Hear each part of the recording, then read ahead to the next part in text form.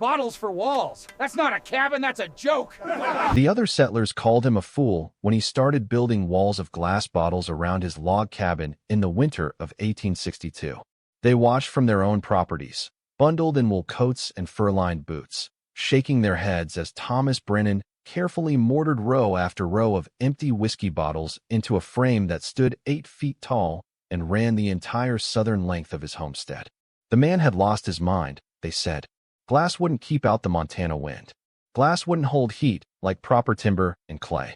Glass was for windows, not walls, and certainly not for structures meant to see a family through the brutal winters of the Northern Territories. Thomas Brennan was a practical man, though the other homesteaders in the valley couldn't see it that first autumn. He'd arrived in Montana Territory 3 years earlier, following the promise of cheap land and a fresh start after the war. He'd fought with the Union, seen his share of suffering, and learned one valuable lesson that most men never quite grasped. The lesson was this: nature provided everything you needed to survive if you were willing to look at problems from an angle nobody else considered. At 41 years old, with calloused hands and a weathered face that spoke of hard winters already endured, Thomas had spent 3 seasons watching his neighbors burn through cords upon cords of firewood just to keep their families from freezing. He'd done the same, naturally, but he'd also done something else. He'd thought about it. The conventional wisdom on the frontier was straightforward and had been proven over generations. You built your cabin with thick log walls, chinked every gap with clay and moss, installed a massive stone fireplace, and you fed that fireplace constantly from November through March. A family of 4 would burn through 8 to 10 cords of wood in a single winter. That meant endless hours with an axe and saw, working from first light until your shoulders screamed and your hands bled through your gloves. It meant going farther and farther from your homestead as you depleted the nearby timber. It meant choosing between keeping warm and keeping fed, because every hour spent cutting wood was an hour not spent hunting, trapping, or tending to livestock. And even then, even with a roaring fire and a well-chinked cabin, you'd wake on the coldest mornings to find ice in your water bucket and frost on the inside walls. Thomas had observed something during his second winter in Montana, something that made him question everything he'd been taught about staying warm. On a particularly bitter January morning, when the temperature had dropped to 30 below zero, he'd walked past the small lean-to he'd built against the southern wall of his cabin. The lean-to had a sloped roof covered in old canvas, and 3 walls made from scrap lumber, and it faced directly south with no protection from the sun. He'd been using it to store tools and supplies. When he ducked inside to grab his axe that morning, he'd stopped dead in his tracks. The air inside the lean-to was warm. Not just warmer than outside. Genuinely warm, like standing near a stove. The morning sun had been hitting that southern wall for less than an hour, and somehow that simple structure had captured enough heat to make his breath stop fogging. He'd stood there for 5 full minutes, his mind working through the implications. The sun provided free heat, endless heat, even in the dead of winter. The trick wasn't generating warmth. The trick was trapping it and holding it long enough to matter. Every cabin in the valley had windows facing south, but they were small, covered with oiled paper or expensive glass, and they let in a fraction of the available sunlight. What if, Thomas thought, you built an entire wall of glass? What if you created a space that could capture the sun's warmth during the day and then release it slowly through the night? What if you built a greenhouse, but instead of growing plants, you grew heat? The idea seemed absurd at first, even to Thomas. Glass was expensive and fragile. But then he remembered the bottles. Behind every saloon and trading post in the territory, behind every military fort and mining camp, there were piles of discarded bottles. Whiskey bottles, medicine bottles, bottles of every size and shape, thrown away by the thousands because nobody had a use for them. Glass bottles cost nothing if you were willing to collect them. And bottles, Thomas realized, were better than flat panes anyway. The curved glass would catch light from multiple angles. The hollow air inside each bottle would provide insulation, and the thick glass itself would absorb heat during the day and radiate it back at night. He'd spent that entire spring and summer collecting bottles.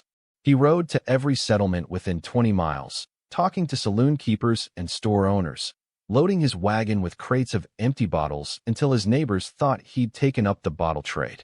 By autumn of 1862, Thomas had accumulated nearly 2,000 bottles of various sizes.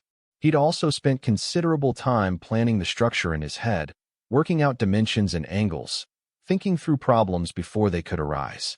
The greenhouse would extend 12 feet out from the southern wall of his cabin, running the full 30-foot length of the structure. It would be 8 feet tall at the cabin wall and slope down to 6 feet at the outer edge, creating a 45-degree angle that would catch the maximum amount of winter sun. The walls would be made entirely of bottles, laid horizontally with their bottoms facing outward, mortared together with a mixture of clay, sand, and lime. When he started building in late September, the mockery began immediately. His closest neighbor, a German immigrant named Klaus Schneider, stood at the property line and shouted that Thomas was wasting time on foolishness when he should be cutting firewood for winter.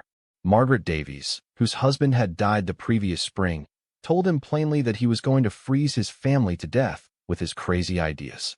Even the minister from the traveling church, a stern Baptist who came through once a month, took Thomas aside and suggested that pride was a sin and that following the proven methods of survival wasn't cowardice but wisdom. Thomas listened politely and kept building. He'd constructed a frame from pine logs, setting posts deep into the ground and connecting them with horizontal beams that would support the weight of the glass and mortar. Then he began the painstaking work of laying the bottles. Each bottle had to be cleaned of labels and residue. Each had to be positioned carefully, bottom out, with enough mortar to seal it completely to its neighbors. The work was slow and precise. Some days he managed only 3 or 4 rows, working until his fingers were too numb to hold the trowel. The autumn wind cut through the valley with increasing fury as October turned to November, and several times Thomas wondered if the critics were right, if he'd made a terrible mistake that would cost his family dearly. But he kept seeing that warm air in the lean-to, kept feeling in his bones that the principle was sound. By mid-November, with the first serious snows already falling, Thomas had completed the bottle walls and installed a simple wooden door at the eastern end of the greenhouse. The structure looked strange, there was no denying it. 2,000 bottles mortared together caught the light in peculiar ways, creating rainbows and reflections that danced across the snow. It looked like something a drunk had dreamed up, his neighbors said. It looked like the project of a man who'd cracked under the pressure of frontier life. What none of them understood yet, what Thomas himself could only hope was true, was that he'd built a solar collector decades before the technology would have a name. He'd created a thermal mass system that worked on principles engineers wouldn't fully explain until the next century. And he'd done it with trash and clay and stubborn determination. But winter had other plans, and the real test was still to come. The first thing Thomas did after completing the greenhouse walls was focus on thermal mass inside the structure. He'd thought this through during those long summer evenings, and he understood that capturing heat was only half the battle. You also had to store it. He spent 2 weeks hauling river stones from the creek bed a quarter-mile from his property, rounded granite rocks ranging from the size of a fist to the size of a man's head. He laid these stones in a bed along the entire northern wall of the greenhouse, directly against the cabin's log wall, creating a stone foundation that was 2 feet deep and 18 inches high. Then he filled in the rest of the greenhouse floor with smaller stones and gravel, creating a solid thermal mass that would absorb heat during the day and release it slowly through the night. The science behind what Thomas was doing was actually quite simple, though he would never have used scientific terms to describe it. During the day, sunlight would pour through the bottle walls from the south. The bottles themselves would heat up, as would the air inside the greenhouse. But most importantly, the stones would absorb that heat energy. Stone has what we now call high thermal mass, meaning it takes a lot of energy to heat up, but then releases that energy slowly over many hours. Water has even higher thermal mass, which is why Thomas also placed several large barrels of water inside the greenhouse, positioned to catch direct sunlight. Those barrels would heat during the day and radiate warmth through the night. The bottle walls served multiple purposes beyond just letting in light. The air trapped inside each bottle acted as insulation, preventing heat loss through conduction.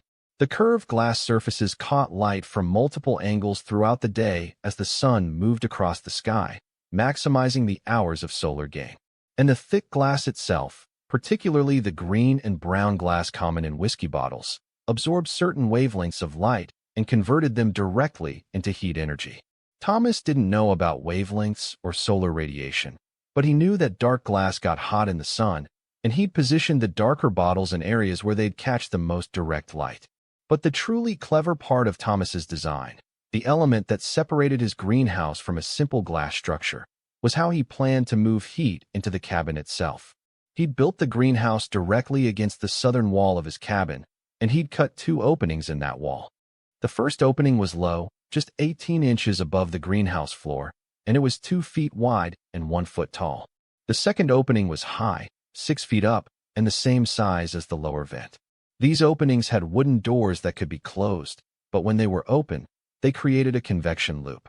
Here's how it worked, and this is where Thomas's observations of nature paid off in ways that seemed almost miraculous to his neighbors later on. During the day, as the greenhouse heated up, the warm air would rise naturally, because hot air is less dense than cold air. That rising warm air would flow through the upper vent into the cabin, providing heat.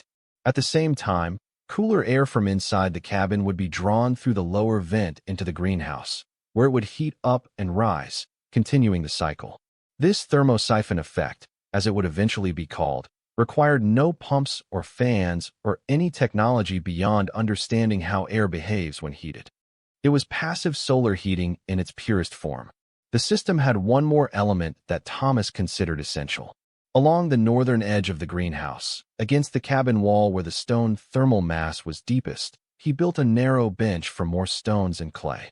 This bench was specifically positioned to remain in shadow during most of the day, keeping it relatively cool. On that bench, Thomas placed all the vegetables from his root cellar that needed cool storage but couldn't be allowed to freeze. Turnips, carrots, winter squash, and apples sat on that bench, staying cold enough to preserve but warm enough to avoid freezing. He'd essentially created a natural refrigerator within his solar heater, another example of understanding how different zones within a structure behave according to simple physical principles.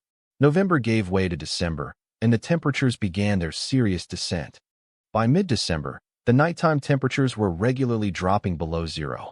The other settlers in the valley were burning through their woodpiles at alarming rates, and the concern on their faces grew more pronounced with each passing day.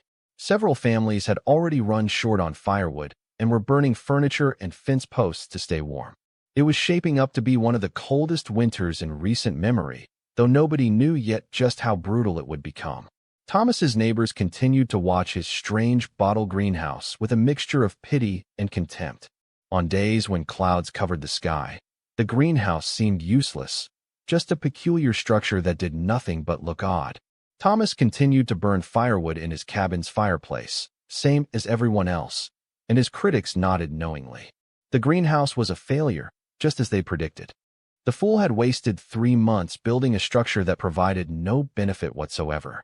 But on sunny days, something remarkable was happening, and Thomas was keeping detailed mental notes even if he never wrote them down. When the sun hit those bottle walls, the greenhouse would heat up dramatically, even when the outside temperature was well below zero. Thomas had positioned a simple thermometer inside the greenhouse, one of the few luxuries he'd purchased from the trading post.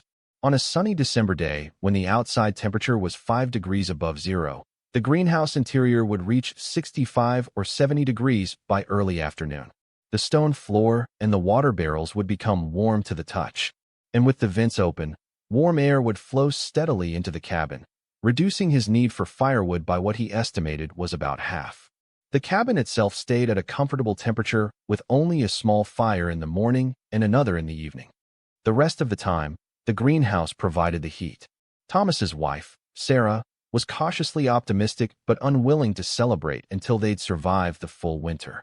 She'd lived through too many harsh seasons to count her blessings prematurely, but she did notice that she could work in the cabin without her shawl during the afternoons, something that had never been possible before. She noticed that the inside walls stayed dry instead of developing the frost patterns that used to form, and she noticed that her husband seemed less exhausted because he wasn't spending every waking hour cutting and hauling wood. The system wasn't perfect, and Thomas made adjustments as he learned how it behaved. On extremely cold nights, especially when clouds prevented any solar gain during the day, he had to close the vents and rely entirely on the fireplace. The thermal mass would release its stored heat for 8 or 9 hours, keeping the greenhouse itself from freezing, but it wouldn't provide enough heat to warm the cabin through a 20-below night without supplementation. On cloudy days that stretched for 3 or 4 days in a row, the benefit diminished significantly. But on sunny days, even bitterly cold sunny days, the greenhouse performed beyond his most optimistic expectations. What Thomas began to understand, through observation and adjustment, was that he'd created a system that worked with nature rather than against it. Traditional frontier survival was about brute force, burning enough wood to overpower the cold through sheer thermal output. His approach was about collection, storage, and efficiency. He was harvesting energy that was falling on his property anyway, storing it in materials that cost nothing but labor to accumulate, and distributing it through natural convection that required no effort to maintain. It was elegant in its simplicity once you understood the principles. By the third week of December, a few of Thomas's neighbors had started to notice that his woodpile wasn't shrinking at the normal rate. Klaus Schneider, who prided himself on observation, walked over one afternoon to investigate. He found Thomas inside the greenhouse, adjusting the position of one of the water barrels. The interior was warm enough that Thomas had removed his coat, even though the outside temperature was hovering around 10 degrees. Klaus stood in the doorway, his breath fogging in the cold air outside, and stared at the thermometer hanging on the cabin wall inside the greenhouse. It read 62 degrees. Klaus asked how this was possible. Thomas explained the system patiently, walking him through the principles of solar collection, thermal mass, and natural convection. Klaus listened carefully, his engineer's mind from the old country recognizing the logic even if the execution seemed crude. When Thomas finished, Klaus asked why nobody had thought of this before. Thomas just shrugged and said he supposed most people didn't think to question the way things had always been done. Klaus left without saying much else, but Thomas could see the wheels turning in the German's head. The real test came in January of 1863. On the 9th of January, a weather system moved down from Canada that would be remembered for generations. The temperature dropped to 42 degrees below zero, the coldest temperature ever recorded in that part of Montana Territory up to that point. The cold snap lasted for 6 days, with temperatures never rising above 20 below even at midday. The wind howled down the valley at 30 miles per hour, creating wind chills that made it deadly to be outside for more than a few minutes. This was the kind of weather that killed livestock, froze water lines, and tested every structure and system to its absolute limits. Thomas's neighbors suffered terribly during those 6 days. The Schneider family burned through 2 full cords of wood trying to keep their cabin above freezing. Margaret Davies, whose woodpile had already run dangerously low, had to slaughter one of her pigs and burn parts of her wagon to keep her children from freezing. The Franklin family, newcomers from Ohio who'd arrived the previous spring, nearly lost their youngest child to hypothermia when the temperature inside their cabin dropped to 18 degrees overnight. It was a catastrophe, and when the cold finally broke on the 15th of January, 3 families had already decided to abandon their homesteads and head south. Thomas's greenhouse cabin performed in ways that seemed almost supernatural to those who witnessed it. Yes, he burned more firewood during that brutal week than he normally did, keeping the fireplace going constantly to supplement the solar gain. But even on the cloudiest days, the greenhouse captured some heat. The massive thermal mass of stones and water barrels, which had been steadily accumulating warmth for weeks before the cold snap, released that stored energy slowly, preventing the catastrophic temperature drops that plagued his neighbors. The inside temperature of Thomas's cabin never fell below 48 degrees, even on the coldest night. With a small fire, it stayed comfortable at 65 or 70 degrees. More importantly, the greenhouse system provided something beyond just heat. It provided hope and stability. Sarah Brennan could cook meals normally. She could tend to her children without bundling them in every piece of clothing they owned. She could sleep through the night without waking in terror that the fire had gone out and her family was freezing. The psychological benefit of that stability, in a winter that was breaking the spirits of everyone else in the valley, was immeasurable. On the 3rd day of the cold snap, Klaus Schneider made his way through waist-deep snow to Thomas's cabin. He knocked on the door, and when Thomas opened it, Klaus felt a wall of warm air that nearly made him weep. He asked if he could bring his family over, just for a few hours, to let them warm up properly. Thomas, being the man he was, said yes without hesitation. The Schneiders spent 4 hours in the Brennan cabin that afternoon, and Klaus spent most of that time examining every detail of the greenhouse system, asking questions, taking mental measurements, understanding exactly how Thomas had built it. Word spread quickly through the valley, the way news always spreads in isolated communities when survival is at stake. By the time the cold snap broke, 5 families had visited the Brennan homestead. All of them left with the same expression, a mixture of wonder and regret. The wonder was at seeing a system that worked so brilliantly. The regret was at not believing Thomas when he'd first proposed the idea. If they'd built their own greenhouses in the autumn, they wouldn't have suffered so terribly in January. The temperature on a sunny January afternoon inside Thomas's greenhouse would reach 55 degrees even when the outside temperature was 10 below zero. The cabin itself, heated by both the greenhouse and the small fireplace, maintained 70 degrees consistently. His neighbors' cabins, with their roaring fires consuming wood at an incredible rate, struggled to stay above 45 degrees. The comparison was stark and undeniable. Thomas had been right. The frontier community had been wrong. And now, with winter only half over, the question was whether anyone else could replicate his success before the next cold snap arrived. The answer was complicated. Building a greenhouse like Thomas's required hundreds of bottles, which were available but took time to collect. It required understanding the principles well enough to position everything correctly. It required cutting into the wall of an existing cabin, which was risky in the middle of winter. And it required labor, weeks of labor, when most families were already exhausted from the daily battle to stay warm and fed. But several families decided to try anyway, because the alternative was another month or two of suffering and possibly another deadly cold snap that their conventional cabins couldn't withstand.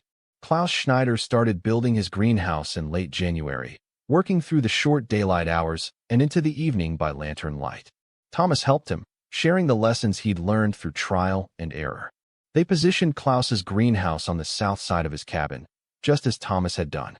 They collected bottles from every source within riding distance. They hauled stones from the half-frozen creek and positioned them carefully for maximum thermal mass. By mid-February, Klaus's greenhouse was functional, and the difference was immediate.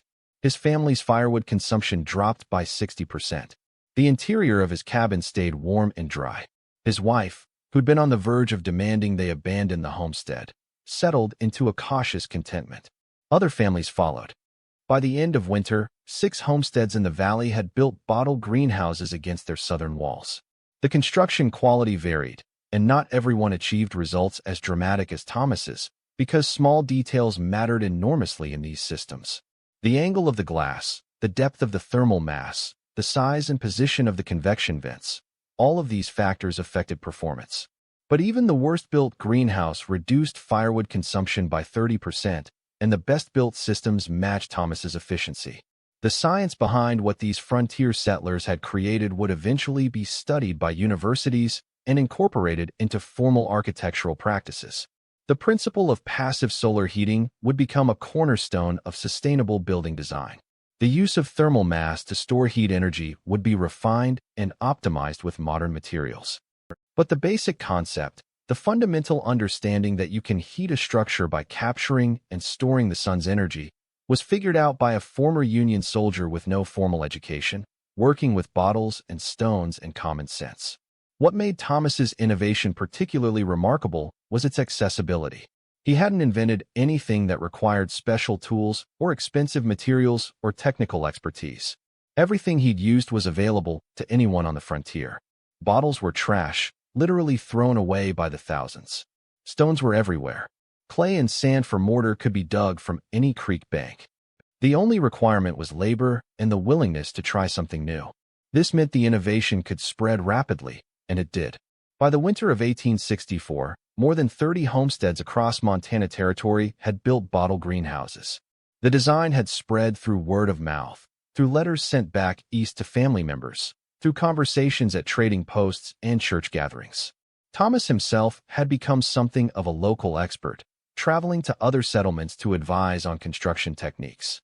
He never charged for his help, viewing the knowledge as something that should be freely shared for the common good. This generosity ensured that the innovation spread even faster than it might have otherwise.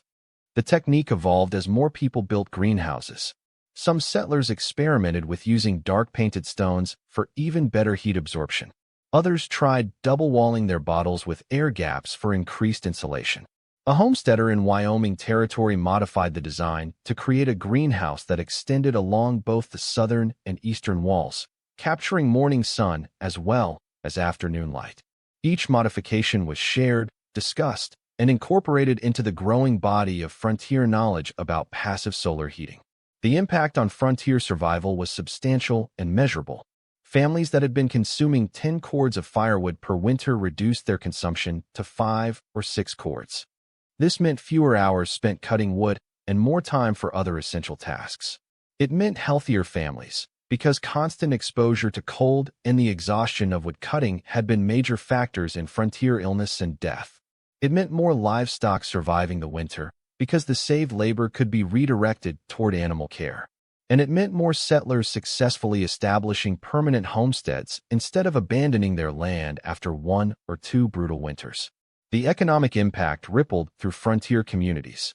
Firewood had been a major commodity, with families sometimes spending the equivalent of 2 months' cash income to purchase enough wood to survive winter.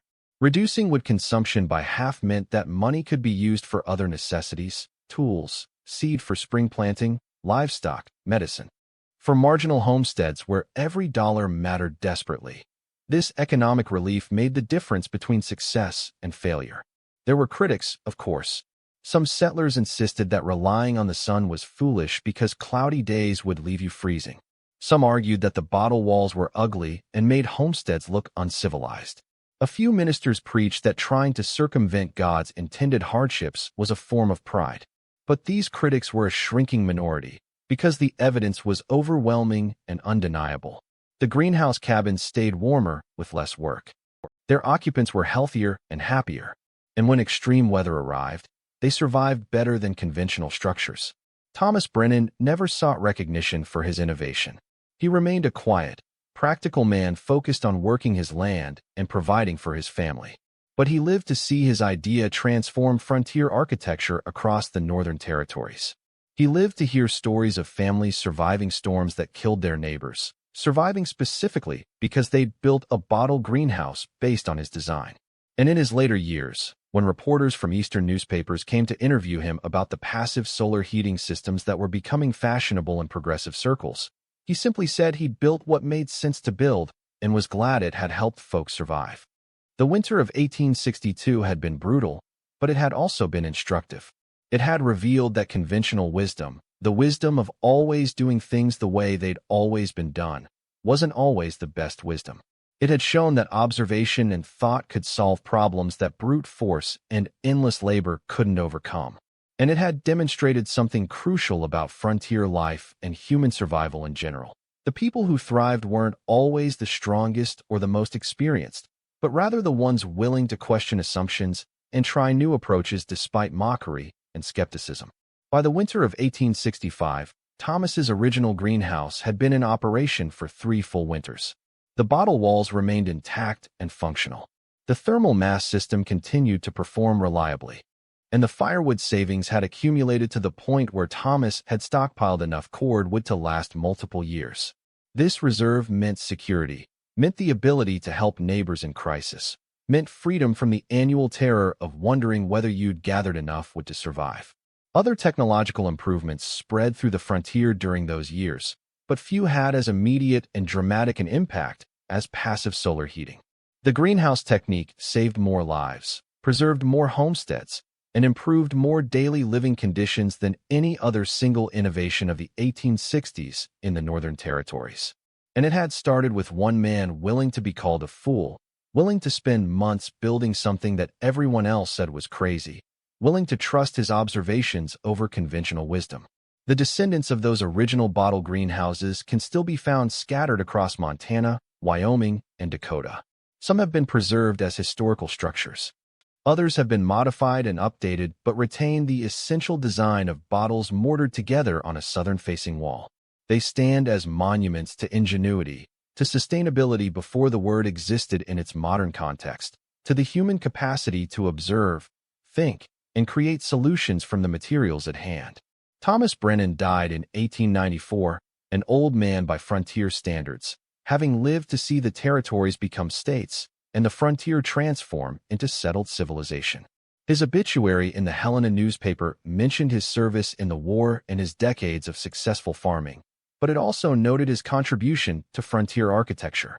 It mentioned that his greenhouse design had saved countless lives and had become a standard feature of homesteads throughout the region.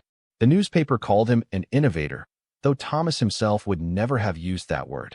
The final irony, perhaps, is that Thomas's innovation eventually became obsolete not because it didn't work, but because it worked too well and required too much individual effort to build. As rail lines spread across the territories and coal became cheaply available, it became easier to buy fuel than to construct elaborate solar collection systems. As sawmills made lumber abundant and affordable, conventional heating became convenient enough that most people chose it over passive solar, despite the ongoing costs. The greenhouse cabins gradually fell out of favor, replaced by structures that were simpler to build but far less efficient to operate. Yet the knowledge persisted, passed down through families, remembered by communities. And when energy crises arrived in later centuries, when people once again began to question the wisdom of relying entirely on purchased fuel, they rediscovered the principles that Thomas Brennan had figured out in 1862. They found that passive solar heating, thermal mass storage, natural convection, and sustainable architecture weren't new ideas at all, but rather very old ideas that had been temporarily forgotten in the rush toward industrial convenience. The bottle greenhouse stands as a reminder that innovation doesn't require advanced technology or expensive materials. It requires observation, thought, and courage. It requires the willingness to be called a fool by people who can't imagine any approach different from what they've always known. And it requires the patience to build something carefully, trusting that principles will prove themselves through results rather than through approval. They stopped laughing that winter of 1863, when the temperature dropped to 42 below and Thomas Brennan's family stayed warm while others suffered. They stopped mocking when they saw the evidence with their own eyes, felt the warm air flowing from that strange structure of bottles and stones. And they never forgot what Thomas taught them about survival, that the sun provides everything you need if you're wise enough to capture it, patient enough to store it, and clever enough to use it. That lesson saved lives then, and it remains just as true today, waiting for anyone humble enough to learn from a frontier settler who built his home around a simple truth that everyone else had overlooked.